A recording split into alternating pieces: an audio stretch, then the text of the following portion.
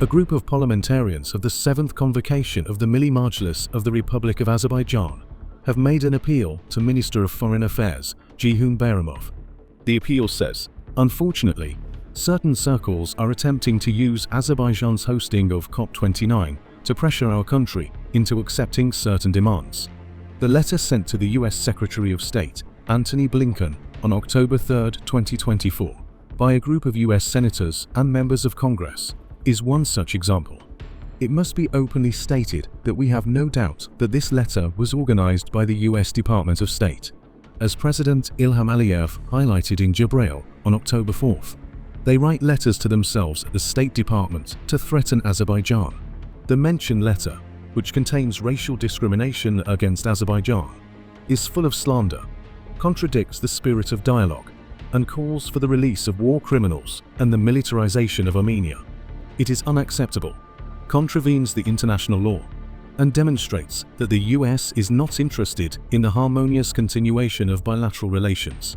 We would like to remind the authors of this letter, which criticizes Azerbaijan with baseless arguments on human rights and international humanitarian law, that during the wars waged by the US in Iraq, Afghanistan, and various other parts of the world, millions of civilians were killed, many were subjected to torture, and many more were punished without due process. Despite its claims about human rights, the US has not signed key human rights conventions. It was the very same US that kept the UN Special Rapporteur on torture from visiting Guantanamo for years.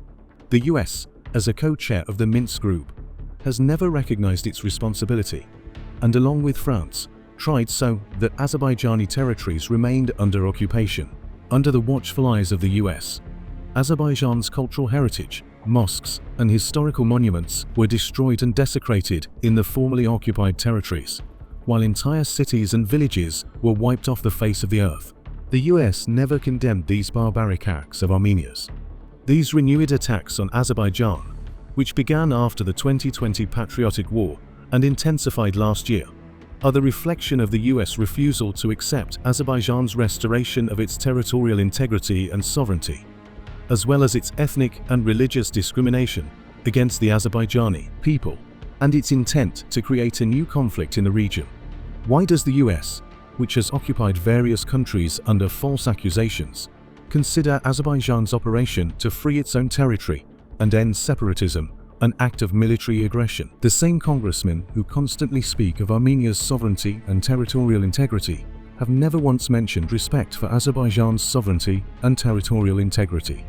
It should be once more reminded that Azerbaijan has always demonstrated patience and prudence in advancing bilateral relations, and has pursued a path of continuing and developing partnership on issues of mutual interest between the two countries.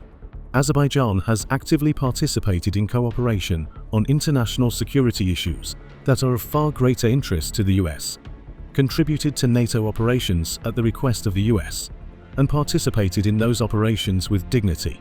In short, Azerbaijan has acted responsibly and constructively in establishing and developing friendly relations with the US in accordance with the interests of the two nations and the purposes and principles of the UN Charter.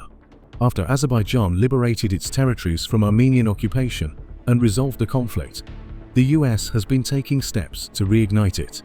The US, along with several other states at its initiative, allocated large amounts of financial aid to Armenia, which enabled Armenia to rearm and encouraged it to adopt a non-constructive stance in peace negotiations.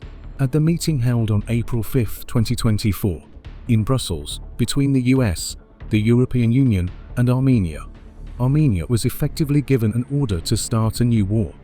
In doing so, the US is bringing geopolitical competition to the South Caucasus, creating dividing lines in the region.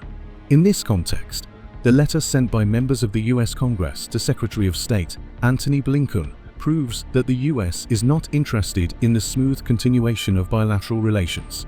In this regard, we ask you to take the following steps to reassess relations between Azerbaijan and the US. Terminate the agreements in force between Azerbaijan and the US, particularly the Joint Declaration on Future Military and Defense Cooperation between the Republic of Azerbaijan and the US, signed in 1997. and the agreement on the acquisition of equipment and mutual services between the Ministry of Defense of the Republic of Azerbaijan and the Department of Defense of the United States of America, signed in 2013, immediately cease negotiations on new agreements and the extension of existing agreements, suspend all projects implemented in Azerbaijan by the United States Agency for International Development and U.S. non-governmental organizations, deny permission for new projects, and terminate USAID's activities in our country, stated in the appeal.